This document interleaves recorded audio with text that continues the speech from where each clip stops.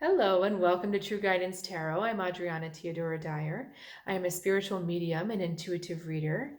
I have a message today for Scorpio, and to let you know how this works, I've asked my guides and spirit for a message that is deeply meaningful and helpful for you as you navigate through your week. If you're new to this channel, I invite you to subscribe so that you can stay in consistent and high vibration contact with information from the other side every week. This positive information really helps to make sure that you're moving forward on your spiritual journey. And if you're returning to the channel, so much gratitude and thankfulness for your presence here with me right now. And if you feel compelled to comment or like at any point during this reading, that's always greatly appreciated. And it's very helpful to support the channel. So let's get straight to your reading. Um, Now, I feel like there's a gnarly kind of energy. I feel like your temper's a little bit frayed this week. It's just a little bit on, it's just a little spiky. Let me just read the cards. So we've got the Nine of Wands for the energy around you. So there's a stillness, but there's an anticipation in the air. It's almost like the air is charged. And like in this card, I think it just describes it quite well. There's a battle about to happen. We don't know when the battle's going to happen, and we're not sure just when it's going to happen. So because of that, you have to maintain this level of alertness. And for you, because you're so sensitive, it's translating into edginess. So there's just this kind of like, it's not just that you're up, but it's maybe you're up and you've had a little bit too much caffeine and someone's starting to piss you off. So it's that kind of like feeling that I'm getting in the air when I'm looking at this card. And the way you react is this Seven of Wands. And this is, again, a little bit of an antagonistic energy. It's a good sign that you're standing up for yourself, that you're willing to put your foot down when someone traverses your boundaries. But these two cards together just make me feel a little bit, like I said, edgy and just a little bit pugnacious is a great word. Looking for a fight. You're ready for a fight. Give you a Latin lesson there. It comes from the word pugnare, which means to punch, to fight with someone. Pugnacious does. So anyway, Latin lesson aside, when I see these two cards together, I just feel like you're on edge about something, and it's very easy for people to push your buttons, and it's very easy for people to get on the wrong side of you this week. So just be aware that some of that is not just you, it's the energy around you that you're picking up on. So when that happens, see if you can take a breath and really just kind of step back. But I'm beginning to see why this is happening for you. Sometimes when I draw the cards, they give me a little bit of the information, and then as I talk to you, just more and more starts to come. So Page of Swords into the Lovers and then into the Death. And so what's going on, why you're gnarly on the surface, is because there's a deeper shift going on inside of you, a deeper transformation. And you have realized to some extent this week that a lot of the ideals, especially about love, especially about intimacy, about coming together, a lot of those ideals aren't true anymore. And that's making you a little bit, quite frankly, upset. Like you're having to let go of these ideas that you thought of what you thought love was or what you thought a relationship was. And this is not like specifically a relationship. It's your thoughts about that relationship. Like relationships should be X, Y, and Z. They should display this, this, and this. This is how they should make me feel, and this is what they'll do. And you've been realizing that a lot of that is either outdated for you, doesn't really resonate with you anymore, or was never your truth in the first place.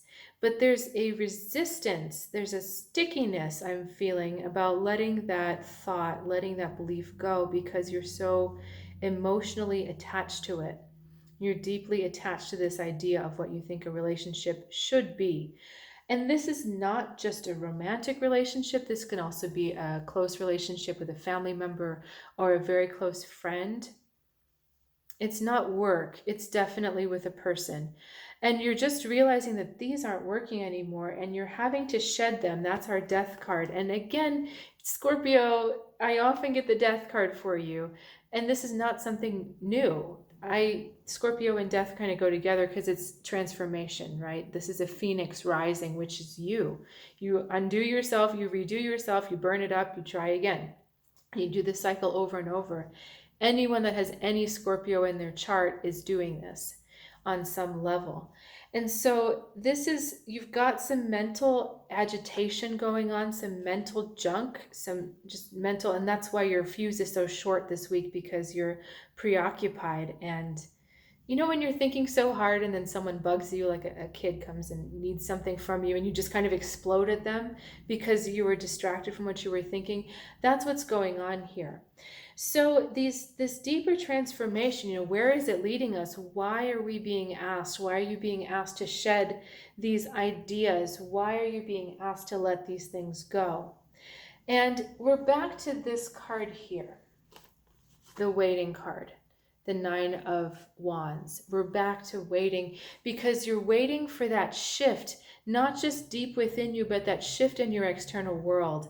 And it's something else that you've asked for. So let me see if I can put this into words. It's like you've asked for a shift in one area of your life, and all of a sudden your soul is saying, okay, to make that shift happen, we have to look at this unrelated thing going on with the way you're thinking about relationships, with the way you're placing values on certain things within relationships. Let me show you the cards. So it's almost like it's a roundabout way for this transformation to happen. And because it's not easy to understand and it doesn't seem to connect or flow, that's also a reason for that edginess, because it just doesn't seem like, it's like, how if I work over here, how is this going to make this plant bloom? It's like you're digging in the other side of the garden, planting something over here, and magically by doing that, you're going to make this rose bush over here bloom, and they're not even touching, and it just doesn't make sense to you. And so, you know, again, I keep trying to explain this edginess for you because I do feel it very strongly with those other two cards. But just trust that this redoing or this re-letting go, this cleaning house of these thoughts and these expectations about relationships are no longer what you need to be holding on to anymore. When you start to shift that, that thing you asked for is going to start coming to you. And I wonder also, for some of you that have been asking for a long time for this thing to come, if that's also playing into that edginess, because you're like, I've been asking for it, where is it? And you're just getting a little bit about it, right?